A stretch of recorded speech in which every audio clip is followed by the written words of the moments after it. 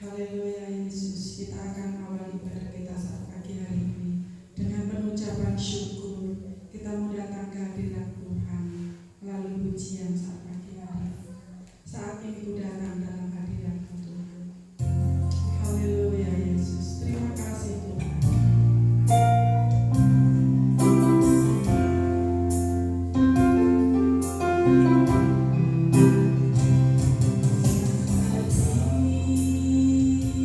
Ku datang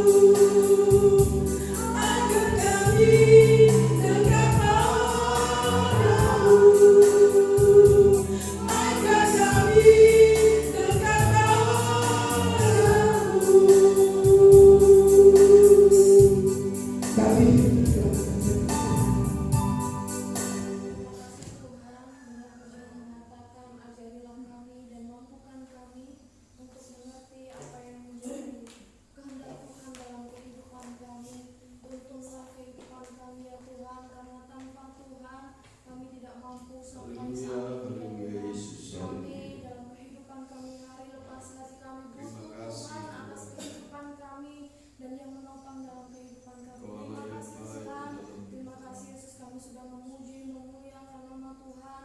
Biar segala pujian persembahan kehidupan kami boleh berkenan di hadapan Tuhan.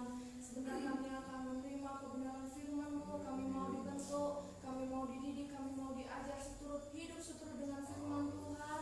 Biarlah Tuhan yang akan memberkati Mbak dalam menyampaikan firman-Mu, urapi hamba-Mu ya Tuhan, sehingga apapun yang Mu sampaikan semuanya boleh berasal daripada Tuhan sendiri, dan mampukan kami ya Tuhan boleh menerima firman-Mu, bahkan kehidupan kami boleh menghidupi firman-Mu.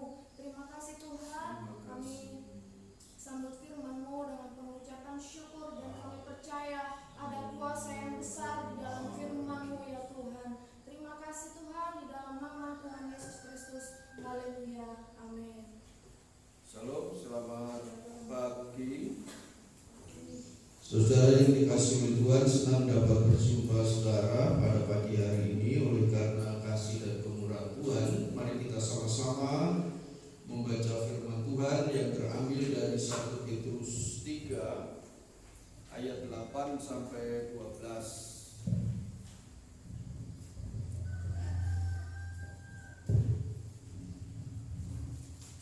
Satu Petrus 3 ayat yang ke-8 sampai 12. Demikian bunyi firman Tuhan.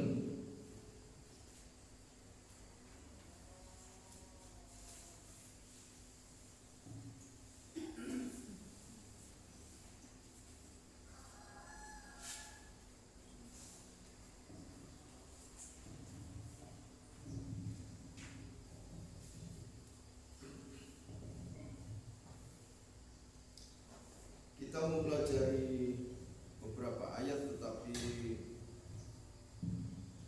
banyak pesan Tuhan yang akan kita terima pada pagi hari ini. Kasih dan damai, dan akhirnya hendaklah kamu semua seia sekata, seperasaan, mengasihi saudara-saudara, penyayang dan rendah hati, dan janganlah membalas kejahatan dengan kejahatan. Feedback ya Mas Dok.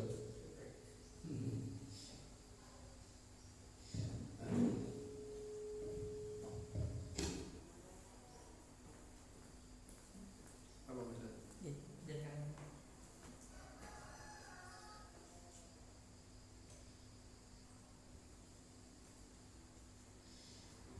Dan janganlah membalas kejahatan dengan kejahatan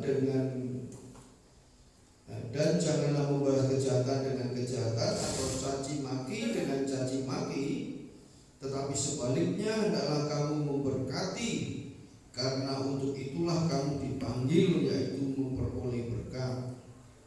Sebab siapa yang mau mencintai hidup dan mau melihat hari-hari baik, ia harus menjaga lidahnya terhadap yang jahat dan bibirnya terhadap ucapan-ucapan yang menipu.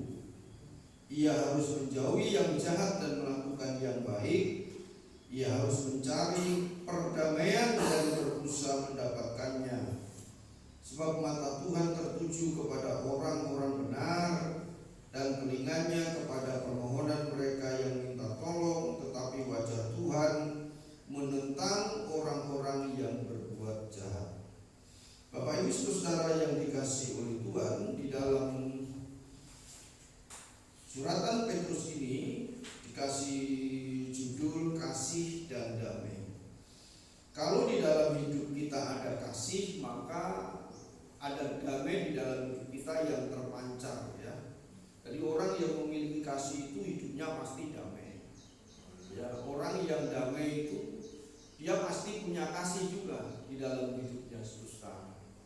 Dan tetapi kasih itu, saudara, akan menjadi masalah ya di dalam kehidupan manusia, berubah menjadi satu persoalan yang tidak diharapkan karena faktor penyebab itu tidak kompak, tidak seia sekata. Oleh sebab itu firman Tuhan katakan, dan akhirnya hendaklah kamu semua seia sekata. Supaya kita ini tetap memiliki kasih dan damai harus seia sekata. Seia sekata tentunya bukan untuk hal-hal yang jahat, firman Tuhan katakan, tetapi seia sekata untuk menyenangkan hati Tuhan, ya, menjauhi dari kejahatan. Seia sekata jauh dari kejahatan, seia sekata untuk mencari perdamaian. Ini yang dimaksudkan oleh firman Tuhan. Saudara, seia sekata itu artinya juga kompak, ya. Kalau saudara dan saya tidak kompak dalam satu tim, di dalam satu keluarga, di dalam satu pekerjaan, pasti ada sesuatu hal yang tidak baik. Ini adalah salah satu contoh saja di dalam hidup ini. Kalau saudara bekerja di dalam satu tim, tidak seia sekata, kemungkinan besar akan mengalami kekalahan atau kerugian. Ya, di dalam perusahaan juga demikian, tidak seia sekata, maka akan menjadi masalah yang akan terjadi. Misalkan bawahan tidak sejalan dengan cara berpikir pimpinan, ya, pimpinan memikirkan kesejahteraan karyawannya, tapi karyawan tidak mendukung, maka akan terjadi persoalan.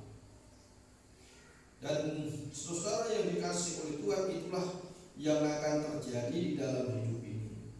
Tetapi firman Tuhan pagi hari ini merupakan nasihat yang harus kita renungkan, dan akhirnya itu final, ya. Final atau endingnya, bahasa sekarang ending, terakhir. Dari kata END, ya, end, selesai.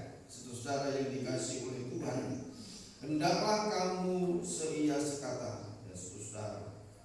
Lalu seperasaan ini satu jiwa, ya, sejiwa. Makanya Arema bilang apa? Salam satu jiwa, Arema, kan begitu. Sama-sama orang Malang, ya, itu dipakai juga itu rupanya dasar Alkitab ini oleh Arema. Salam satu jiwa, saudara. Artinya satu jiwa itu sama-sama seperasaan. Kalau timnya kalah, dia merasa kecewa, kalah, ya, sedih. Makanya supaya sejiwa itu didoakan supaya menang, didukung, disemangati dan lain sebagainya. Itulah yang namanya satu jiwa, rela berkorban juga. Dan yang ketiga, saudara, mengasihi saudara-saudara. Ya, ada kasih di sini dikatakan antara saudara-saudara, artinya menjalin hubungan tanpa masalah ini. Mengasihi saudara merupakan kelemahan orang itu, ya, dia terima apa adanya. Seperti saudara menerima anak saudara pada waktu kecil, senang, ya, wah, anak yang diimpi-impikan itu terlahir, lalu saudara sambut dengan kegembiraan. Lalu setelah anak itu besar, ya, ini tidak menjadi harapan saya. Rupanya ada anak-anak yang setelah bertumbuh besar menjadi anak yang nakal, yang tidak sesuai harapan orang tuanya.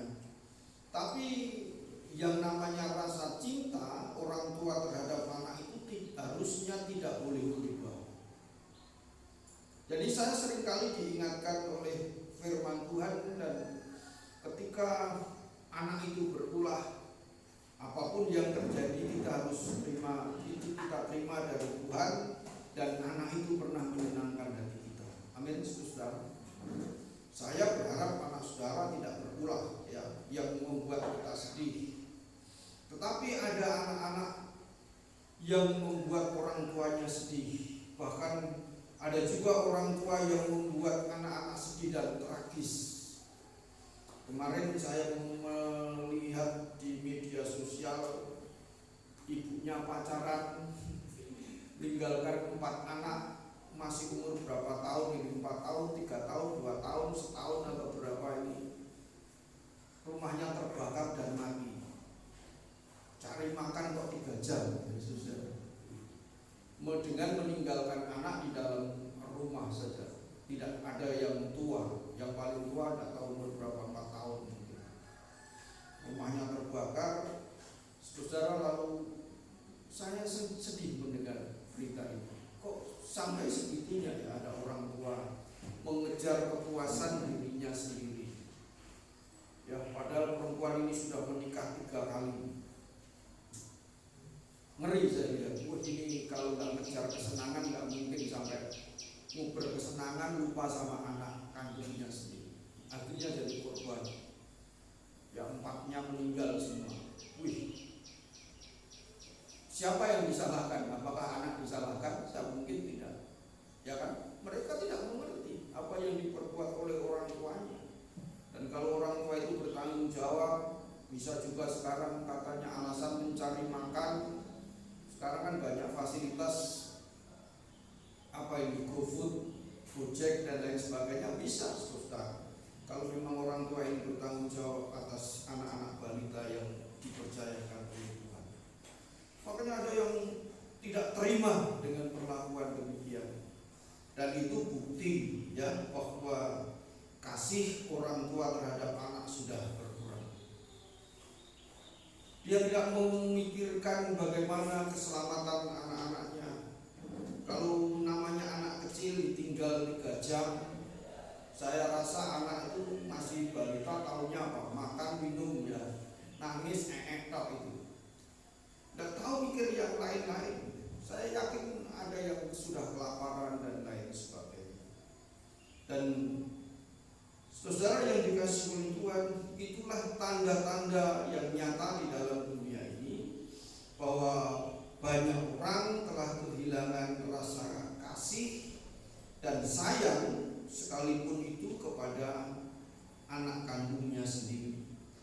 Firman Tuhan mengingatkan kepada kita untuk kita mengasihi saudara-saudara. Ya. Mengasihi lalu penyayang. Penyayang ini memiliki apa ya? Memiliki rasa cinta saudara yang dikasihi oleh Tuhan, supaya anak ini tidak menderita. Ya, makanya ada istilah penyayang binatang. Dia melihat binatang yang menderita di jalanan, dikasih makan, terluka dia bawa ke dokter hewan, itu namanya penyayang binatang. Ya. Banyak sekarang yang menyatakan orang-orang yang menjadi penyayang binatang artinya tidak ingin melihat binatang itu menderita, tidak ingin binatang ini mati ya, mengenaskan tanpa bantuan. Jadi arti kata penyayang itu saudara artinya tidak ingin ya orang lain atau makhluk hidup yang lain itu menderita ya, tanpa merasakan belayan kasih sayang dari orang ini. Dan ini saudara yang dikasihi oleh Tuhan, firman Tuhan mengingatkan kita untuk kita menjadi penyayang ya. Jadilah penyayang yang tepat pada situasi yang tepat juga ya saudara yang dikasihi oleh Tuhan. Jangan syukur sayang semua orang disayang, tetapi jadi penyayang ini lihat situasi dan keadaan dan harus sesuai dengan kebenaran. Amin, saudara. Jadi yang patut saudara sayangi, sayangilah ya. Yang tidak patut disayangi, ya kasihilah ya saudara. Jangan melebihi dari apa yang diharapkan sesuai dengan firman Tuhan. Lalu saudara yang dikasihi oleh Tuhan, rendah hati. Rendah hati itu lawan dari orang sombong. Ketika saudara rendah hati, saya rendah hati, bukan berarti kita ini tidak dihargai oleh orang lain. Tapi seringkali orang sulit. Kenapa saya harus merendahkan hati? Karena kesombongan itu lebih gengsi katanya gitu, ya kan? Orang sombong inginnya cari gengsi, lebih bergengsi orang sombong itu, saudara yang dikasihi oleh Tuhan. Sehingga orang yang sombong saudara dia akan menampilkan ini loh properti yang saya pakai, misalkan gaji saya 2 juta, tapi ini pemberian dari ada nilainya ini.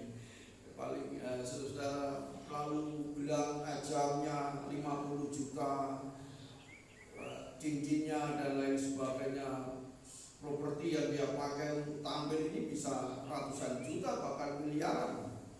atau tasnya 150 juta, tas tangan. Tapi ya saudara, kadang isinya cuma 100.000 saja.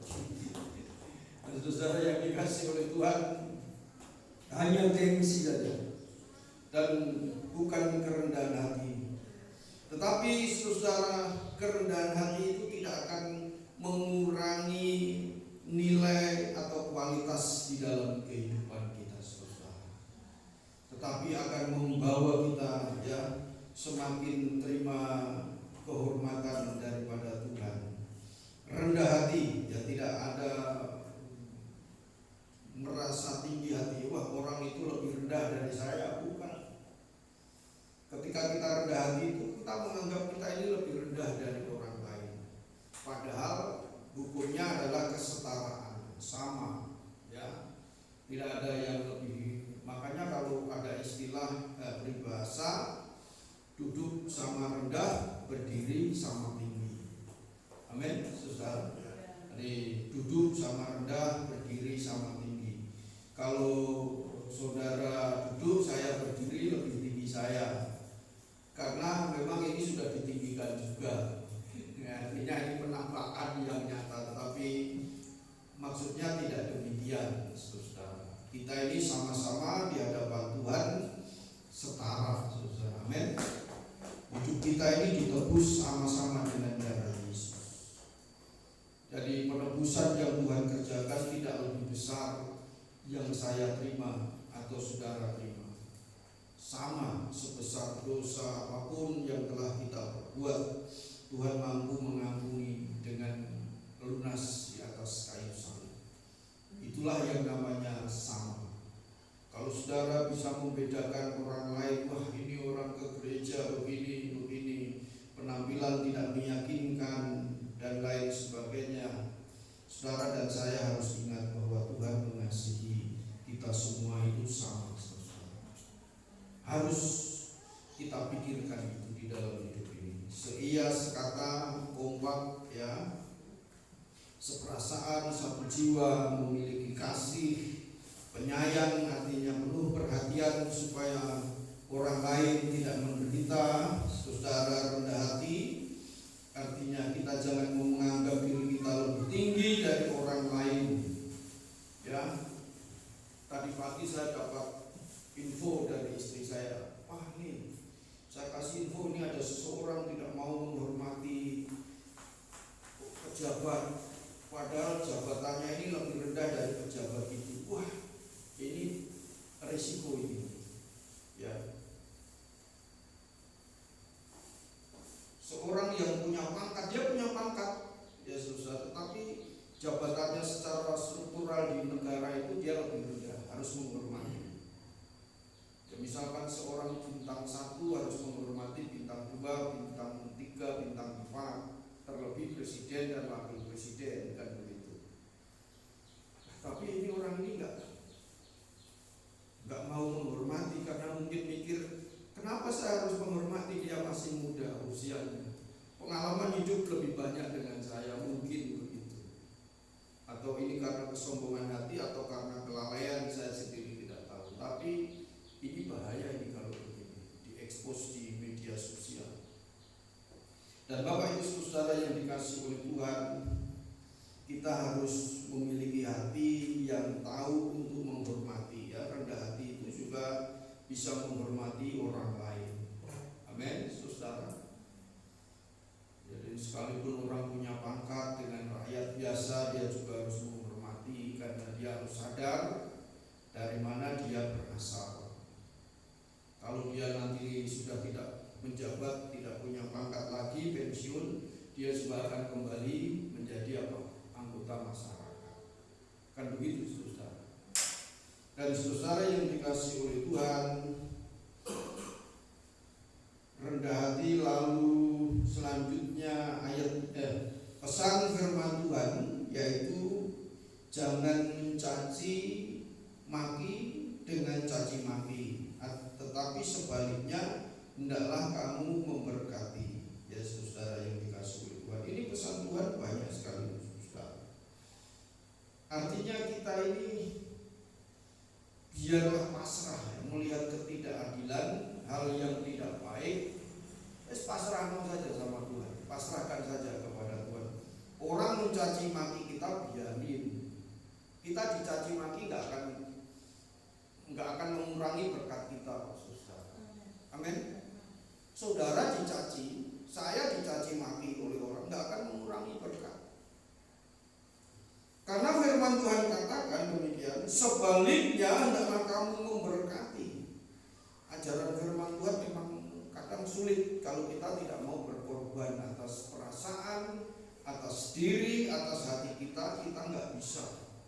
Wong miso masuk kita memberkati mereka, malah marah dia. Misalkan saya dicaci maki sama orang, Tuhan Yesus memberkati, tambah ngamuk mungkin ya, tambah jadi caci makinya. Kita ulangi, Tuhan Yesus memberkati. Saudara yang dikasih oleh Tuhan, artinya kita menyalurkan berkat, ya saudara.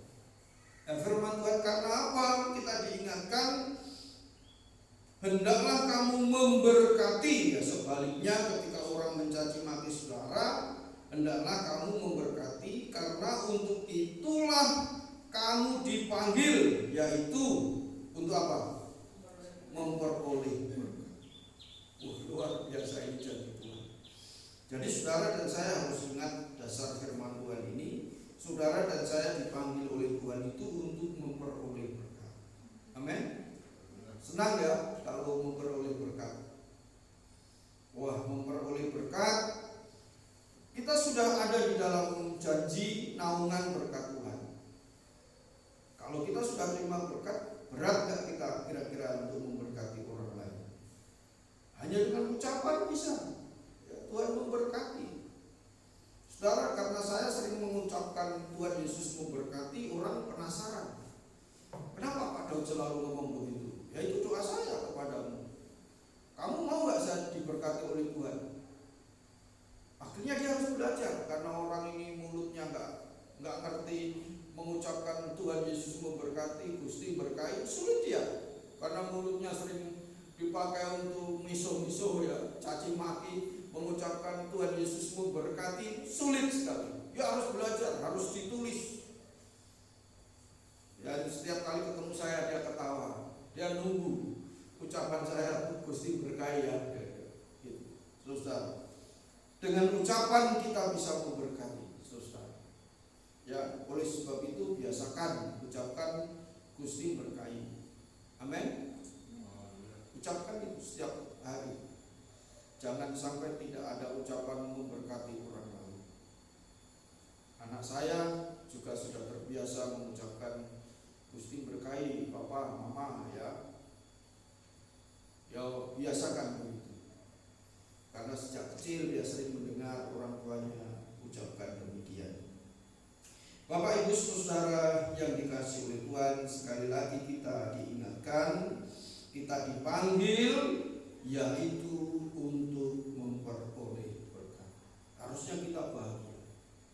Ada kasih, ada damai, ada berkat yang Tuhan janjikan kita peroleh daripada Tuhan Yesus Kristus.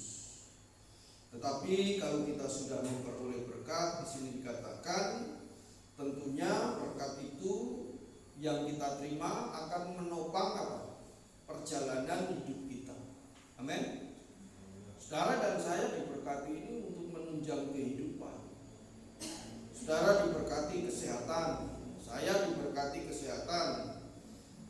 Ini untuk menunjang kehidupan kita, menjalankan aktivitas, pekerjaan dan lain sebagainya. Jadi diberkati itu banyak bentuknya, bukan hanya uang sekedar materi saja. Kesehatan itu juga berkat Tuhan. Saudara memiliki hati yang damai itu juga berkat Tuhan.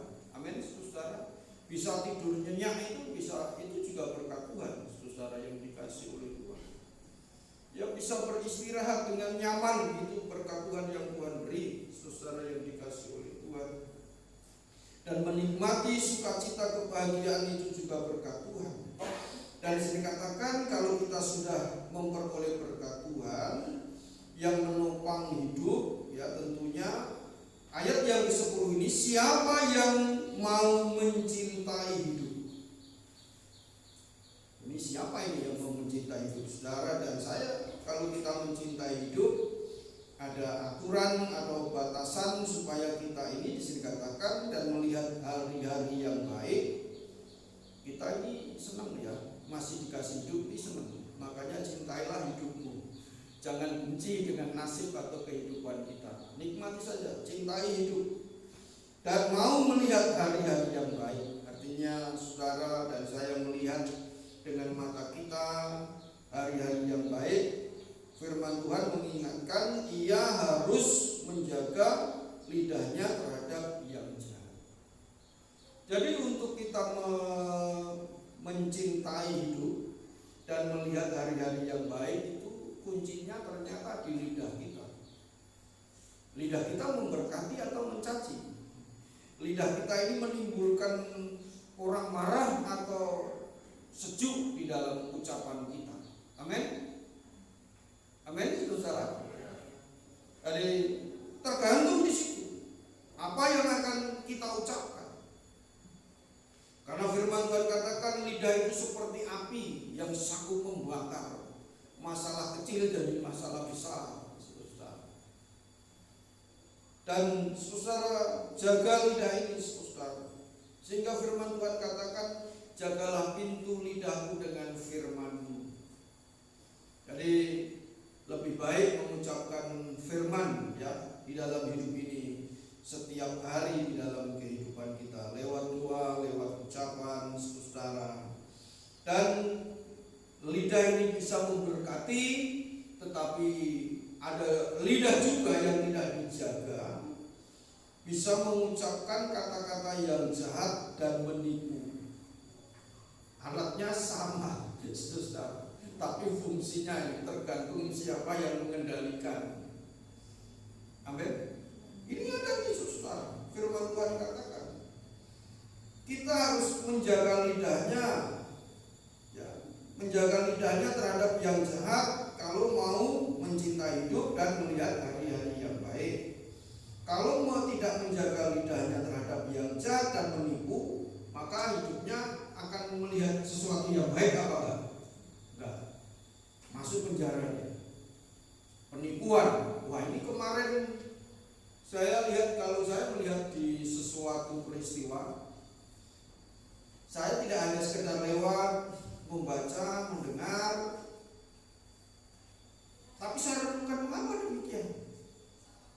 Ya ini di Solo ini kemarin di ada berita seorang perempuan usia 40 tahun kalau nggak salah, mau nikah, biaya sewa gedung dan lain sebagainya malah dipakai untuk kepentingan pribadi. Ini perempuan, bukan laki-laki. Heran saya, ini sudah usianya hampir 40 tahun dinikahi orang dengan biaya yang cukup mahal, malah enggak karu-karuan ya susah. Ya si pihak laki-laki merasa ditipu, dia dibohongi kan. Keluar uang banyak, hari H dia nggak hadir, perempuan ini saudara, ya saya ambil keputusan ini dia penipu ini perempuan ini. Ya, saudara ya bersyukurlah laki-laki itu nggak sampai menikah, ya saudara. Belum menikah saja uang gedung dan lainnya dimakan sendiri sama perempuan. Nggak tahu ya, itulah terjadi di dalam dunia. Apakah hari-hari perempuan ini akhirnya baik dengan perkataan lidahnya yang menipu calon pasangan hidupnya itu? Tidak. Akhirnya masuk penjara. Ya, hari-harinya tidak melihat hal yang baik. Karena apa? Karena lidahnya. Dan itu yang terjadi, saudara. Dan kita harus menjauhkan diri. Ya, firman Tuhan, ia harus menjauhi yang jahat dan melakukan yang baik. Saudara yang dikasih oleh Tuhan, kalau kita ingin menikmati hidup, jauhi yang jahat, lakukan yang baik, lalu senanglah berdamai, ya, mencari perdamaian dan berusaha mendapatkannya. Artinya begini, saudara, mencari perdamaian. Saudara tidak, si saudara punya musuh? Enggak. saudara merasa nggak punya musuh, tapi ada yang memusuhi saudara. Ya kan? Saya yakin saudara hatinya baik. Saya nggak mau cari, saya nggak bermusuhan sama, tapi ada orang yang memusuhi saudara. Saya juga begitu. Saya nggak menganggap orang itu musuh saya, tapi tanpa alasan kenapa orang itu memusuhi saya. Saya salah apa? Saya tidak pernah mencuri harta bendanya, tidak pernah menggoda istrinya, ya, tidak pernah berbuat jahat merugikan dia. Tapi tanpa alasan orang itu kok nggak senang ya memusuhi kita. Tapi kan penggenapan firman Tuhan bahwa dunia akan memusuhi kita tanpa alasan. Kalau ditanyakan alasannya, alasanmu apa sih saja nih musuhi aku, rasa seneng aku, bingung dia harus jawab. Ya mungkin karena kegenapan firman Tuhan harus terjadi atas hidup kita, saudara. Amin, saudara. Kita merasa nggak punya musuh, lebih baik cari saudara, lebih baik. Tapi nggak semua orang itu senang dengan kita, walaupun kita tidak menyakiti dia, saudara. Walaupun kita berdoa untuk memberkati mereka. Ya lebih baik saya senang kalau saudara punya pengakuan nggak punya musuh. Kalau punya musuh jujur firman Tuhan berdamai sana. Mesti saya disuruh begitu. Itu saudara yang dikasih oleh Tuhan. Carilah perdamaian. Artinya ia harus mencari perdamaian dan berusaha mendapatkannya. Ya seolah-olah ada musuh, orang yang tidak senang dengan kita, tetapi kita harus jaga hati kita damai dengan sikap orang yang memusuhi kita, saudara. Ini yang namanya mencari perdamaian. Jaga hati, jaga sikap, supaya kita juga tidak menjadi membalas perasaan jiwa mereka untuk menjadi musuh mereka, saudara. Ini namanya perdamaian. Dan saudara yang dikasih oleh Tuhan, maka di situ kita akan bisa mencintai hidup kita, menikmati, senang. Ya, kata cinta itu kan menyenangkan. Ya, ada semangat di dalam cinta itu. Ya sebab mata Tuhan tertuju kepada orang-orang benar. Saudara, kita harus ingat bahwa Tuhan menaruh perhatian kepada semua orang. Ya, tetapi matanya tertuju kepada orang-orang yang benar. Bukan berarti orang jahat tidak dilihat oleh Tuhan, dilihat ya. Tetapi yang menarik perhatian, kata tertuju itu fokus. Amin. Pandangan saudara sekarang tertuju ke depan kan? Padahal ada banyak pandangan. Saudara bisa tolak-toleh ke kanan ke kiri bisa. Tapi karena mata saudara tertuju dengan penyampaian firman Tuhan, maka saudara harus tertuju ke depan atau ke firman Tuhan. Renungkan Alkitab yang saudara baca di dalam tangan saudara. Ya, dan itu yang menjadi tujuan. Dan telinganya kepada permohonan mereka yang minta tolong. Jadi Tuhan menaruh perhatian kepada orang benar dan orang yang berseru berdoa kepada Dia. Ingat saudara, kalau saudara ingin menarik perhatian Tuhan, hiduplah benar dan terus berdoa kepada Dia. Amin. Hidup dalam kebenaran. Walaupun orang biasa memakai mulutnya dengan caci makian, kita harus ucapkan Tuhan Yesus memberkati. Amin. Sekalipun orang membuat hati kita tidak damai, saudara, kita harus jaga perasaan, jaga hati kita untuk tetap damai di dalam Tuhan. Dan sini katakan, tetapi wajah Tuhan menentang orang-orang yang berbuat jahat. Kalau menentang itu berarti Tuhan yang bertindak, ya kan? Ini kata Tuhan menentang. Tuhan menentang itu artinya Tuhan yang datang, tapi dengan tantangan, susah.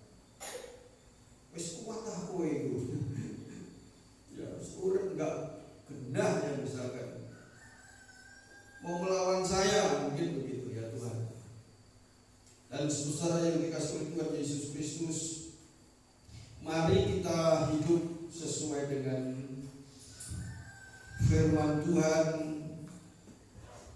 Tuhan memperhatikan kehidupan saudara.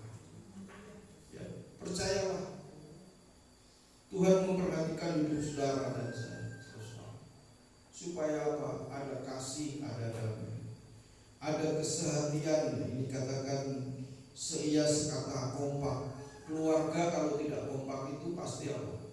Hancur, ya. Bermasalah. Ya. Makanya sekelompok kecil jemaat GPD ini harus kompak, ya saudara. Amin. Kalau nggak kompak pasti bermasalah. Ya saudara yang dikasih oleh Tuhan. Lalu harus seperasaan, satu jiwa. Lalu yang ketiga, miliki kasih satu dengan yang lain sesuai dengan kasih Tuhan. Jadilah penyayang juga, ya. Lalu rendah hati, pasrahkan semuanya kepada Tuhan. Bukan pasrahkan ke orang lain, bukan. Pasrah kepada Tuhan, Tuhan yang akan membalas, Tuhan yang akan membela saudara. Lalu jangan lupa hidup harus selalu memberkati orang lain. Karena tadi firman Tuhan kita dipanggil untuk apa? Memperoleh berkat. Jadi kalau ada orang Kristen yang hidupnya tidak memberkati orang lain, berarti dia belum memperoleh berkat Tuhan. Ya, karena saudara dan saya dipanggil setiap hari untuk memperoleh berkat. Ibaratkan saudara makan tapi nggak pernah ngisin. Akhirnya jadi apa? Apakah yang namanya tinja itu tidak bermanfaat? Bermanfaat ya, bisa jadi pupuk buat saudara itu sampah, buat sedot WC itu berkah, ya kan? Kalau itu kalau nggak bisa keluar bahaya, misalkan itu ada contoh yang maaf kurang bagus, tapi itu fakta. Kalau saudara makan terus nggak pernah buang air kecil, nggak pernah buang air besar, berarti bermasalah. Tapi kalau semuanya berjalan dengan lancar, seimbang, pasti sehat, bisa menikmati hidup. Ya, mangan itu kok enak, mangan ini enak, nggak ada masalah di dalam perut dan lain sebagainya. Berarti makanan itu menjadi berkat buat tubuh kita. Ya kan saudara? Itu contoh yang sangat sederhana, yang memberkati saudara. Dengan ucapan doa kita bisa memberkati, dengan tangan kita yang terulur kita juga bisa memberkati orang lain. Dan Bapak Ibu saudara yang dikasihi oleh Tuhan, firman Tuhan mengingatkan kita, dan akhirnya itu final. Mari kita mencapai final, tujuan akhir di dalam kedewasaan rohani itu kiranya seperti ini ya, yang Tuhan harapkan. Seia sekata, seperasaan, punya kasih, penyayang, rendah hati, lalu punya kepasrahan hidup kepada Tuhan, dan suka memberkati, atau lalu menjaga lidah kita dan jauhi kejahatan, cari damai di dalam hidup ini. Ya Tuhan, karena apa? Karena Tuhan memperhatikan kehidupan saudara. Percaya Tuhan selalu memperhatikan kehidupan kita. Dan kalau kita selalu diperhatikan oleh Tuhan, pasti kita ini ada damai sejahtera dalam hidup kita. Di dalam setiap doa pagi saya katakan begini saudara, kiranya damai sejahtera yang melampaui segala akal dan pikiran memenuhi kehidupan kami. Saya katakan begitu karena saya perlu di dalam pikiran dan hati saya ini ada damai sejahtera yang melampaui akal dan pikiran saya. Dan saudara, kalau akal dan pikiran saya sebagai manusia pasti inginnya membalas orang jahat dengan kejahatan. Tetapi kalau damai sejahtera yang melampaui segala akal dan pikiran saya ada di dalam hidup saya, maka saya akan memiliki hati yang menyerah kepada Tuhan. Dan saya juga menyerahkan di dalam doa saya begini saudara, mana kami ada dalam perlindungan Tuhan, karena kami ada di dalam daerah area kekuasaan Tuhan. Saya mempercayakan hidup dimanapun saya berada, Tuhan akan menguasai hidup saya. Tubuh, jiwa, roh saya ada dalam pemeliharaan Tuhan. Dan saya doakan juga saudara setiap pagi demikian, saudara. Jadi harusnya saudara juga mengalami damai sejahtera, sukacita, karena Tuhan memperhatikan kehidupan saudara dan saya lewat doa. Amin. Tuhan berkenan kalau saudara berdoa kepada Dia. Tuhan berkenan kalau kita hidup benar di hadapannya.